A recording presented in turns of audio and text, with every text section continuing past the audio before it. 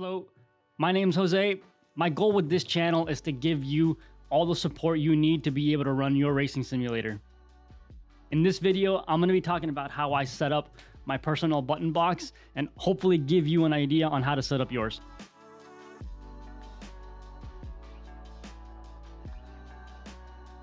When I first got into sim racing, a button box was something that I was always looking at because I knew it was going to make my life easier. And I've gotten to a point now between this box and the Stream Deck, I really don't have a whole lot of use for the keyboard and mouse. That's my favorite thing because having to reach over to the keyboard or reach for the mouse, it can get kind of annoying.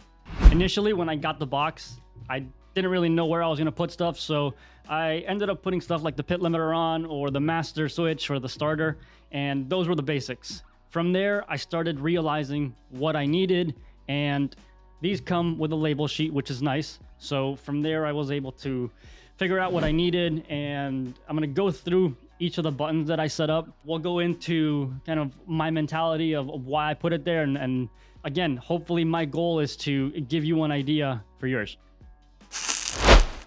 Starting up on the top right here, I've got my master switch. All of the cars, at least on iRacing, they require you to fire up the ignition first and then the starter. So here I've got my ignition switch, which is on a safety toggle. This way, if I'm running in the middle of a race and this gets knocked, if I'm doing something else, there's a very, very low chance of the car turning off. It's all about the immersion on that point. There's a lot of people that run with just automatic starter or automatic ignition. When I got into sim racing, that was one of the coolest things for me, being able to get that procedure going in the car. So being able to have that there, it's cool, but it's also very useful for me. Next to it, I have the telemetry switch, and this is to be able to toggle telemetry on and off. Why do I want to have it on or off? Because it takes up memory on the computer, and if I'm recording data for a reason, then okay, I'll turn it on and I'll have it send data to the folder that I have it set to. But here, I can just flip it on when I need to record data. It's cool if I want to record data for just one lap. I can just turn it on and then turn it off. And then over on this side, I've got the starter button. So once you have the master engaged, you can then just push and hold the starter to get the car started.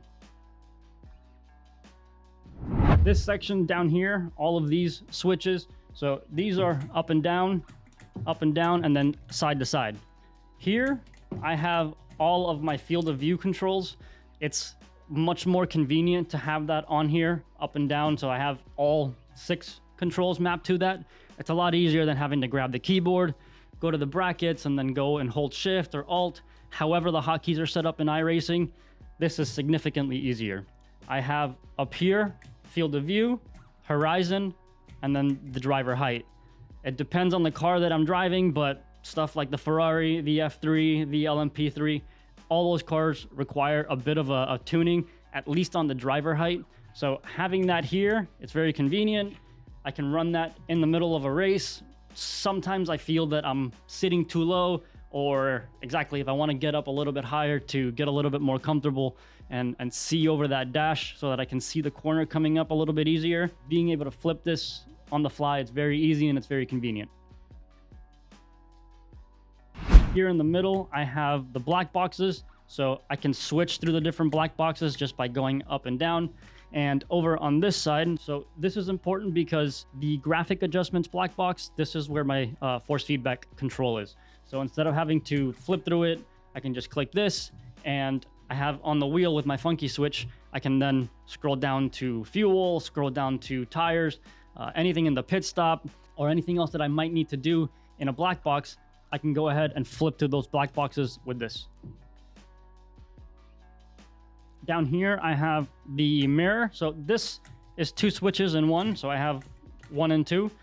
Just right now, I just have it on the mirror. So I actually have 3 free buttons on this button box right now. So if you have any idea what I could do with these, get creative and leave a comment below, and then I'll map it to something.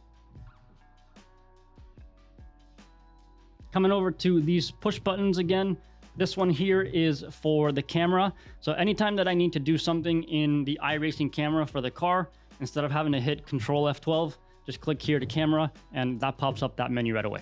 This last one down here, it's more so for the sims that I use here in the office, and it's just another enter exit button.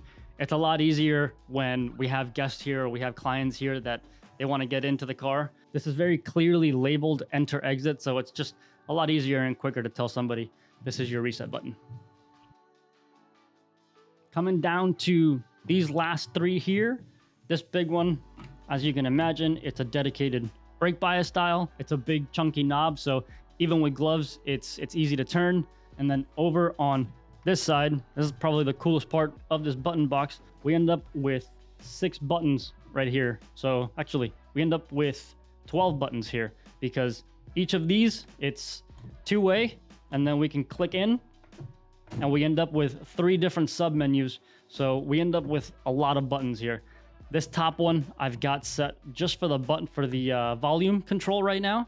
And then down here to be able to flip through my different dashboard pages. I have a small dashboard on my rig at home that I'm able to switch through different dashboards. So I can either click on it since it's touchscreen, or if I just reach over, I can switch it there. I hope that answered any questions you may have had when it came to button boxes. If you want to see more tips about sim racing, consider subscribing. And if you like this video, it's going to help us out a lot. So I would really appreciate that.